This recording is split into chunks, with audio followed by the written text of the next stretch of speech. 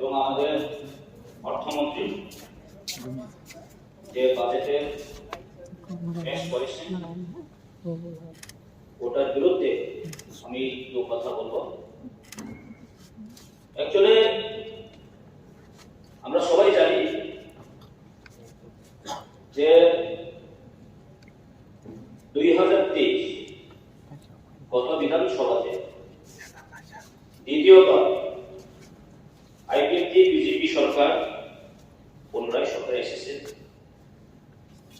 রাজ্যের মানুষের অনেক এক্সপেকটেশন, অনেক আশা আকাঙ্ক্ষা ছিল। এর মধ্যে আমাদের যে ত্রিপুরা রাজ্যের যে 6 শিডিউল এরিয়া অথবা টিটিআইডিসি, আমাদের দুর্ভাগ্য সহকারে বলতে হয়েছে যে আমাদের বিরোধী দল নেতা বলতে চেষ্টা করেছেন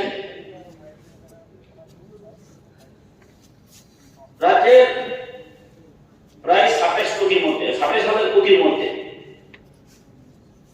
যে আমাদের এডিসিতে দেওয়া হয়েছে মাত্র 672 crore 672 কোটি 64 লক্ষ, এবং এখানে যে 580 কোটি মতো স্যালারির মধ্যে চলে যায়। তাহলে আমরা জানি এখানে মাত্র আমাদের প্রায় 92 কোটি মাত্র আমাদের ডেভেলপমেন্টের জন্য থেকেছে। আমি জাস্ট কয়েকটা রিড আউট করবো এখানে। আমি ফার্স্ট এখানে এডুকেশন, যেটা যে এলিমেন্টারি এডুকেশন, এলিমেন্টারির মধ্যে আমরা দেখেছি ট্রান্সফার ফান্ড মাত্র 1,35 লক্ষ, যেখানে আমাদের এডিসিতে এলিমেন্টারি এডুকেশনের মধ্যে স্কুল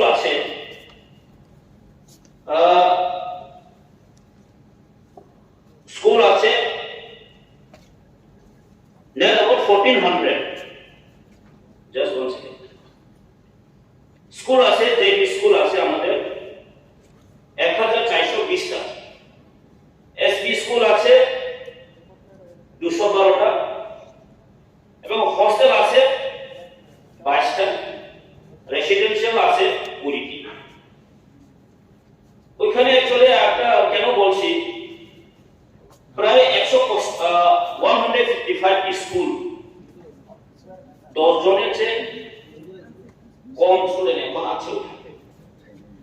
কেন হচ্ছে 155টি স্কুলে স্টুডেন্ট 10 জনের কম এরকম স্কুল আছে?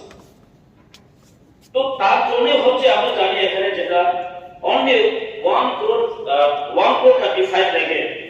এখন আপনারা গেলে বুঝবেন যে এডিসি এরিয়ার যে স্কুলগুলা, যে টিটিএডিসি বাই রান যে স্কুলে যে ইনফ্রাস্ট্রাকচার, আমিও আগে জানতাম না অ্যাকচুয়ালি এগুলা।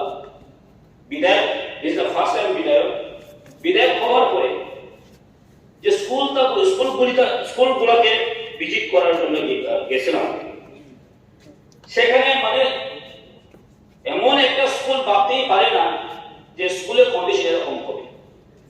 স্কুলের উপরে কোনো ছাদ নেই, স্কুলের দরজা নেই, স্কুলের জানালা নেই, মানুষ পড়ার জন্য কোনো এখানে ইনফ্রাস্ট্রাকচার নাই।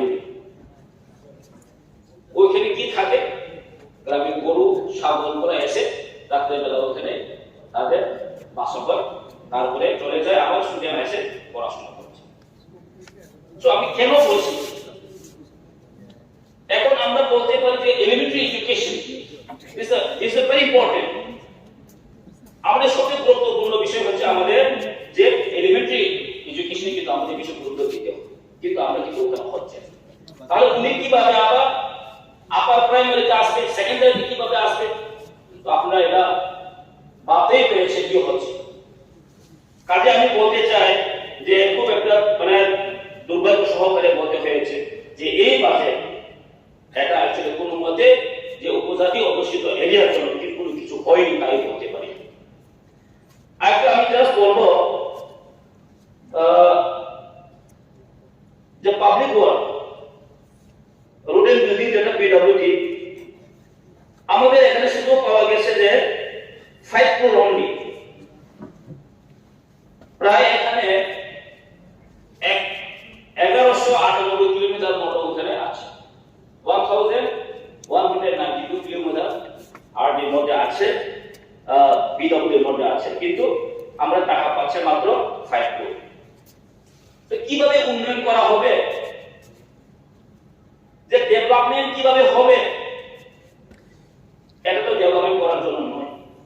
আপনারা সবাই জানেন মিনিমাম যদি একটা বাউল যদি কার্পেটিং হতে গেলে 1 কিলোমিটারে 1 কোটি যদি লাগে, তাহলে 5 কিলোমিটারের বেশি করতেই পারবে না এই 5 crore মধ্যে।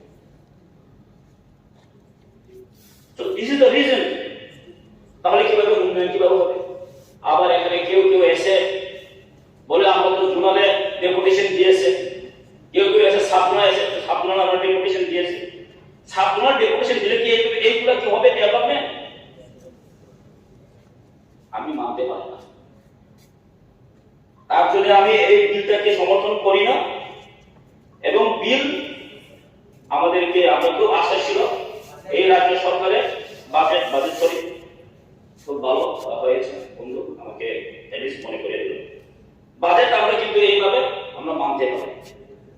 সো আরো এখানে দেখলে আপনারা সবাই জানবেন যে আমাদের মানে টোটাল বাজেট 98 crore মধ্যে কিভাবে ডেভেলপমেন্ট সম্ভব, এটা সম্ভব। তার জন্যই আমরা অ্যাকচুয়ালি আলাদা রাজ্য চাই, তার জন্য আমরা বেটার ডিপার্টমেন্ট চাই। আপনারা সবাই বলেন কেন বেটার ডিপার্টমেন্ট, কেন আলাদা রাজ্য? This is the reason. তাই আমি কয়েকটা দেখবো যে এডুকেশন বিদ্যাজ্যোতি প্রকল্পে 64টি সরকারি বিদ্যালয়ে আধুনিকীকরণ করা হবে।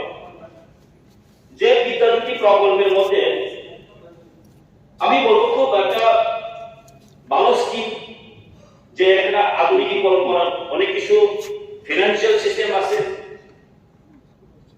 আমি বলবো আমার টাকাটা কনস্টিটিউয়েন্সির মধ্যে মাত্র একটা বিদ্যাজ্যোতি হয়েছে। তো 400টা এখানে বিদ্যাজ্যোতি হয়েছে যে আধুনিকীকরণ যে করার অনুকরণ আছে। তাহলে আমি বলবো এই রাজ্যের যতগুলো কেন্দ্র আছে বিধানসভা কেন্দ্র ভিত্তিক খুব 400টা যদি হয় তাহলে আমরা 60 বাই ডিভাইড করতে হবে। 60 বাই ডিভাইড করে তাহলে আমি মিনিমাম আমার কনস্টিটিউয়েন্সি সরকার হওয়ার দরকার 6 এন্ড 20, কিন্তু মাত্র একটা হয়েছে। আমি আপনার ইলেকশন আমি যখন একবার আমার কনস্টিটিউয়েন্সির মধ্যে খুব পুরানো স্কুল একটা আছে, যে স্কুলের নাম হচ্ছে ধর্মজয় স্কুল। আমি ওখানে গেলাম, হায়ার সেকেন্ডারি স্কুলের টিচার সংখ্যা মাত্র 5-6 জন আছে। আর স্কুলের কন্ডিশন এমন বেহাল, হায়ার সেকেন্ডারি স্কুল। আর স্কুলের যে এস্টাবলিশমেন্ট এটা হচ্ছে প্রাইমারি বোর্ড 1950 সনের আগে। টিচারও আছে, স্টুডেন্টও আছে এখন, কিন্তু আমাদের ইনফ্রাস্ট্রাকচার এবং টিচার অত্যন্ত পুয়ার। তো এরকম স্কুলটাকেও বিদ্যালয়তে নিতে পারতাম। আপনি চম্পনগরের পাশে একটা লোক শিক্ষালয় আছে, অনেক পুরানো স্কুল এবং নামি নামি স্কুল। কি বলবেন, খুব একটা মানে আপনাদের উমাকান্তর করে সবাই শিখুন। এখনো সেই যে লোক শিক্ষালয় স্কুল সেই আগের জায়গাতে আছে, এখনো সেই জায়গাটি আছে। তো আমরা বলতে পারবো এখানে পরিষ্কার আমরা দেখা যায় যে যে জায়গাটি প্রায় অধ্যুষিত এরিয়া সেখানে ডেভেলপমেন্ট হয় না।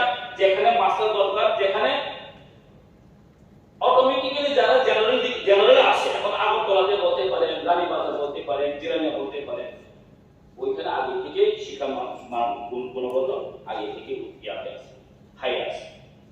যেখানে নাই সেখানে দেওয়া দরকার, কিন্তু কোথায় বিদ্যাজ্যোতি হয়েছে? এখন সব শহরের মধ্যে বিদ্যাজ্যোতি হয়েছে, কিন্তু গ্রামের বিদ্যাজ্যোতি হয়নি। ঠিক আছে,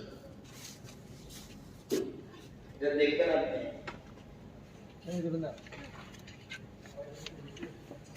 আমি আপনাদের সঙ্গে ঘোষণা করছি যে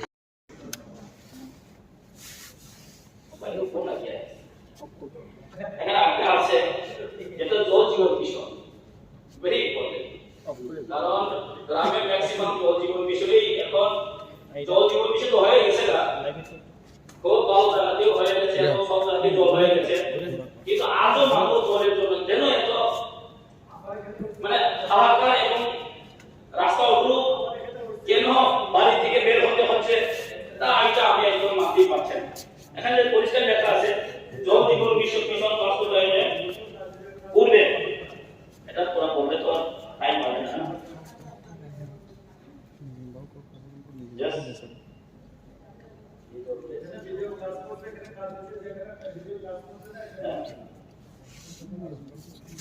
তো না এই যে আছে যে আগে পাস যে আমাদের এলপি সাহেব যেটা বলেছে যে আগামী মার্চ মাসের মধ্যে পাইপলাইনের মাধ্যমে বাড়িতে বাড়িতে এটা বাদ খেতে না খাই বেরো কথা সামনে বাড়ি যে হাউসহোল্ড ট্যাপের ওয়াটার কানেকশন এর মাধ্যমে পানীয় জল সংযোগ দিয়েছে বা আগামী মার্চ মাসের 2024 এর মধ্যে এটা সলিউশন পেয়ে যাবে। আমি অ্যাকচুয়ালি জাস্ট আমার এরিয়ার কথাই বলবো, এটা আমার মাননীয় প্রাক্তন মন্ত্রী বড় স্যার ভালো জানবেন যে লুমপুং এরিয়াতে তিনবার দুইবার অলরেডি টেন্ডার হয়ে গেছে ইউনিটি স্কিমের প্রক্রিয়া করার জন্য, ওয়াটার দেওয়ার জন্য, কিন্তু দুবারে কেউ টেন্ডার দিতে চায়নি। ভাই কেন চাই আপনি যান গিয়ে দেখুন একটা তো অ্যাকচুয়ালি কাজ কেন করতে পারবে না, কাজ করতে পারবে না কেন? সরকারের যে স্কিমে দেওয়া হয়েছে তা অনেক কম। আপনি যান, আপনি কন্ট্রাক্টরের সাথে কথা বলুন, তাহলে মাননীয় সদস্য আপনি যান কথা বল, আপনি তাহলে পার্সেন্টেজ কেটে খান, আবার অসুবিধা নেই, কিন্তু কাজটা করতে হবে, ইট ইজ ইম্পর্টেন্ট। তো আমার কে কি হয়ে কাজ করতে দেয় না, কারণ কাজ করতে দেওয়া হয় না। আপনি আসুন আপনি আসুন বলতে স্যার উনি কেন ডিস্টার্ব করছে যে উনি একটা বাজেটের উপর একটা ভাষণ দিচ্ছে, উনি কেন ডিস্টার্ব করছেন? উনার সঙ্গে উনি বলবেন। আচ্ছা অসুবিধা নেই বলতে পারেন, অসুবিধা ঠিক আছে, অসুবিধা নেই বলতে পারেন, আপনি যা বুঝি বলতে পারেন। আমি একটা রিকোয়েস্ট করবো, আপনি আসুন আমার এরিয়াতে, আপনি কাজ করে যাও, অসুবিধা নেই। জাস্ট আমি বলবো এটাই জুড়ে আমি কেন বলছি, তো এখনই যদি টেন্ডার যদি না হয়, আরো অনেকগুলো আছে টেন্ডার হওয়ার পরও কিন্তু কাজটা এখনো ধরা হয়নি। কেন? যদি আমি এক বছর যদি আমাদের লিডার যদি শেষ করতে চাই, তাহলে এখন সব কাজ করা দরকার। তো আমি এটা এখানে ড্রিঙ্কিং ওয়াটার কথা আমি বলতে চাইবো যে যথা সম্ভব হোক তাড়াতাড়ি এটা কাজটা করাতে হবে, কারণ জল আমাদের অনেক দরকার। আর আমার কিছু আরো কিছু বক্তব্য আছে যেটা প্লিজ আপনি হেলথ সার্ভিস আমি একটু জাস্ট এখানে আছে আইজিএম হসপিটাল চত্বর তীব্র স্বাস্থ্য পরিকাঠামো উন্নত করার জন্য রাজ্য সরকার নিরলস প্রয়াস চালিয়ে যাচ্ছে। রাজ্য সরকার আইজিএম হাসপাতাল চত্বরে আগরতলা গভর্নমেন্ট ডেন্টাল কলেজ স্থাপন করে 2023-24 শিক্ষাবর্ষের বিডিএস কোর্স এর বার্ষিক 50 জন ছাত্র ছাত্রীকে নিয়ে ডেন্টাল কলেজের পথ চলা শুরু হবে। এটা আমার একটা কোশ্চেন যে বিডিএস পড়ুয়া ছাত্রদের হস্টেল বা থাকার জন্য ব্যবস্থা ওখানে হস্টেল করা হয়েছে, যে হস্টেল আগে থেকে এটা ট্রাইবেল হস্টেল, এখানে অনেক স্টুডেন্ট আছে অলরেডি, মানে স্টুডেন্ট অলরেডি ব্যাক আছে ওইখানে, একটা প্রস্তাব এখানে নাই। আমি তবু যে হস্টেল তাদের হস্টেল রাখা হবে, যে উমাকান্ত হস্টেলের ভিতরে রাখা হবে, ওইখানে নিয়ে অনেক প্রটেস্ট হয়েছে। তাই এটা আমি জিনিস আকর্ষণ করবো মাননীয় মুখ্যমন্ত্রীকে আপনার থ্রু, এটা কাইন্ডলি একটু দেখবেন, আর এটা যদি হয় তাহলে আমাদের সাথে খুবই ইয়ে করবে। এমনিতে ক্লাসেরা আমরা ট্রাইবাল কাউন্সিল গ্রুপ যারা দরিদ্র সীমার নিচে বেশি বসবাস করে। আগরতলা উমাকান্তর মতো একটা স্কুল, এটাই একমাত্র স্কুল যেটা বাংলা মিডিয়ামের মধ্যে, যে আমাদের তাছাড়া অনেক কিছু হয়েছে। আমিও একজন ওইখানে স্টুডেন্ট ছিলাম, তার জন্য আমি এই কথাটা বলতে পেরেছি আপনার কাছে। তো কথা বলার অনেক কিছু আছে, পাওয়ারও আছে। ঠিক আছে, আর আমি এটাই বলবো, এটা মানে মুখ্যমন্ত্রী আছে এবং আপনার বর্ষীয় মন্ত্রীরা আছে, অর্থমন্ত্রী আছে, তাদের দৃষ্টি আকর্ষণ করছি। Thank you.